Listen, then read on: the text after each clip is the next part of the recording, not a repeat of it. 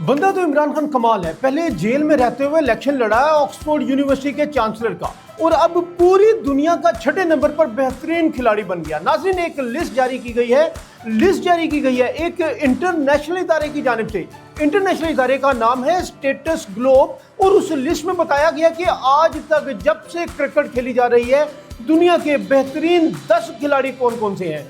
उनमें पहला नाम है Don Bradman, Sachin Tendulkar, Shane Warne, Vivian Richardson और इमरान खान साहब। इमरान खान साहब दुनिया के वाहिद ऐसे खिलाड़ी हैं क्रिकेट के जो कि प्राइम मिनिस्टर बने। नाज़रीन, आज तक ऐसा नहीं हुआ कि किसी शख्स को मकबूलियत मिली हो क्रिकेट की वजह से और फिर वो किसी मुल्क का प्राइम मिनिस्टर बन गया हो। पूरी दुनिया में सिर्फ इमरान खान साहब ही एक ऐसे क्रिकेटर हैं जो कि प्राइम मिनिस्टर बने, और पाकिस्तान में जो लोग क्रिकेट से प्यार करते हैं उनके लिए तो इमरान खान साहब बहुत अहम हैं, क्योंकि 1992 का वर्ल्ड कप इमरान खान साहब की कप्तानी में हमने जीता था। इमरान खान साहब के बाद बहुत वर्ल्ड कप आए और चले गए। 50 ओवर्स के वर्ल्ड कप की बात कर रहा हूँ मैं।